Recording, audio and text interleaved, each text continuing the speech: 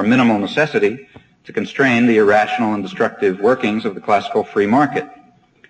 Nor did Humboldt understand in 1790 that capitalist economic relations perpetuated a form of bondage which, long before that, in fact, as early as 1767, Simon Languet had declared to be even worse than slavery, writing, "It is the impossibility of living by any other means that compels our farm laborers to till the soil, whose fruits they will not eat, and our masons to construct buildings in which they will not live.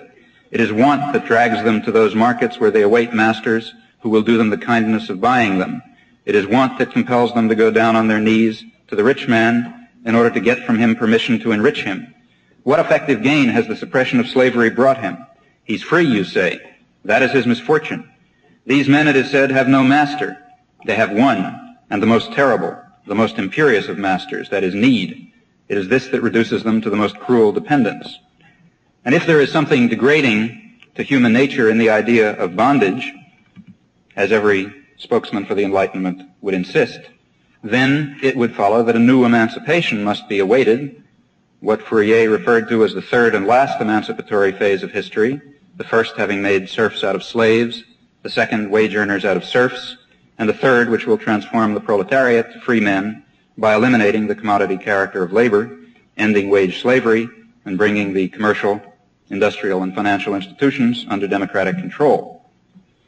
These are all things that Humboldt in his classical liberal doctrine did not express and didn't see, but I think he might have accepted these conclusions.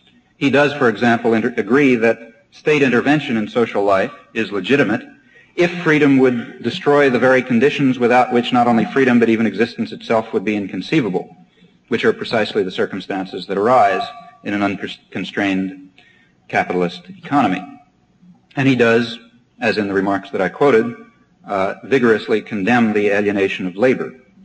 In any event, his criticism of bureaucracy and the autocratic state stands as a very eloquent forewarning of some of the most dismal aspects of modern history. And the important point is that the basis of his critique is applicable to a far broader range of coercive institutions than he imagined, in particular to the institutions of industrial capitalism. Though he expresses a classical liberal doctrine, Humboldt is no primitive individualist in the style of, for example, Rousseau. So Rousseau extols the savage who lives within himself, but Humboldt's vision is entirely different. He sums up his remarks as follows. He says, "The whole tenor of the ideas and arguments unfolded in this essay might fairly be reduced to this, that while they would break all fetters in human society, they would attempt to find as many new social bonds as possible. The isolated man is no more able to develop than the one who is fettered." And he, in fact, looks forward to a community of free association without coercion by the state or other authoritarian institutions, in which free men can create and inquire, achieve the highest development of their powers. In fact, far ahead of his time, he presents an anarchist vision that is appropriate, perhaps, to the next stage of industrial society. We can perhaps look forward to a day when these various strands will be brought together within the framework of libertarian socialism, a social form that barely exists today, though its elements can perhaps be perceived. For example, in the guarantee of individual rights that has achieved so far its fullest realization, though still tragically flawed in the Western democracies, or in the Israeli kibbutzim, or in the experiments with workers' councils in Yugoslavia, or in the effort to awaken popular consciousness and to create a new involvement in the social process, which is a fundamental element in the Third World revolutions, coexisting uneasily with indefensible authoritarian practice. So let me summarize this first point. The first concept of the state that I want to set up as a point of reference, classical liberal, its doctrine is that the state functions should be drastically limited, but this familiar characterization is a very superficial one. More deeply, the classical liberal view develops from a certain concept of human nature, one that stresses the importance of diversity and free creation, and therefore this view is in fundamental opposition to industrial capitalism with its wage slavery, its alienated labor, and its hierarchic and authoritarian principles of social and economic organization. At least in its Humboldtian form, classical liberal thought is opposed as well to the concepts of possessive individualism which are intrinsic to capitalist ideology. So it seeks to eliminate social fetters but to replace them by social bonds, not by competitive greed, not by predatory individualism, not, of course, by corporate empires, state or private. Classical libertarian thought seems to me, therefore, to lead directly to libertarian socialism, or anarchism, if you like, when combined with an understanding of industrial capitalism. Well, the second point of reference that I want to discuss is the libertarian socialist vision of the state. A French writer, rather sympathetic to anarchism, once wrote that anarchism has a broad back. Like paper, it endures anything. And there are many shades of anarchism, and I'm concerned here only with one, namely the anarchism of Bakunin, who wrote in his Anarchist Manifesto of 1865 that to be an anarchist one must first be a socialist. I'm concerned with the anarchism of Adolf Fischer, one of the martyrs of the Haymarket Affair in 1886, who said that every anarchist is a socialist, but not every socialist is necessarily an anarchist.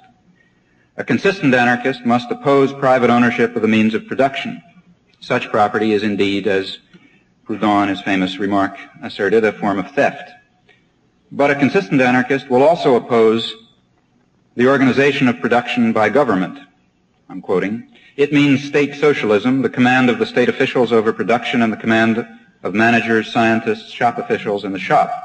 The goal of the working class is liberation from exploitation, and this goal is not reached and cannot be reached by a new directing and governing class substituting itself for the bourgeoisie. It is only realized by the workers themselves being master over production by some form of workers' councils. These remarks, it happens, are quoted from the left-wing Marxist Anton Pannekoek, and in fact, radical Marxism, what Lenin once called infantile ultra-leftism, merges with anarchist currents. This is an important point, I think, and let me give one further illustration of this convergence between left-wing Marxism and socialist anarchism. Consider the following characterization of revolutionary socialism. The revolutionary socialist denies that state ownership can end in anything other than a bureaucratic despotism. We have seen why the state cannot democratically control industry. Industry can only be democratically owned and controlled by the workers electing directly from their own ranks industrial administrative committees. Socialism will be fundamentally an industrial system. Its constituencies will be of an industrial character. Thus, those carrying on the social activity and industries of society will be directly represented in the local and central councils of social administration. In this way, the powers of such delegates will flow upwards from those carrying on the work and conversant with the needs of the community. When the Central Administrative Industrial Committee meets, it will represent every phase of social activity. Hence, the capitalist political or geographical state will be replaced by the Industrial Administrative Committee of Socialism. The transition from one social system to the other will be the social revolution. The political state throughout history has meant the government of men by ruling classes. The Republic of Socialism will be the government of industry administered on behalf of the whole community. The former meant the economic and political subjection of the many. The latter will mean the economic freedom of all. It will be, therefore, a true democracy. These remarks are taken from a book called The State, Its Origins and Function, written by William Paul in early 1917, just prior to Lenin's State and Revolution, which is his most libertarian work. William Paul was one of the founders of the British Communist Party, later the editor of the British Communist Party Journal. And it's interesting that his critique of state socialism resembles very closely, I think, the libertarian doctrine of the anarchists, in particular in its principle that the state must disappear to be replaced by the industrial organization of society in the course of the social revolution itself. Proudhon in 1851 wrote that what we put in place of the government is industrial organization, and many, many similar comments can be cited. That, in a sense, is the fundamental idea of anarchist revolutionaries. What's more important than the fact that many such statements can be cited is that these ideas have been realized in spontaneous revolutionary action several times. For example, in Germany and Italy after the First World War, in Catalonia in 1936. One might argue, at least I would argue, that council communism in this sense, in the sense of the long quotation that I read, is the natural form of revolutionary socialism in an industrial society. It reflects the intuitive understanding that democracy is largely a sham when the industrial system is controlled by any form of autocratic elite, whether of owners, managers, technocrats, a vanguard party, a state bureaucracy, or whatever. Under these conditions of authoritarian domination, the classical liberal ideals, which are expressed also by Marx and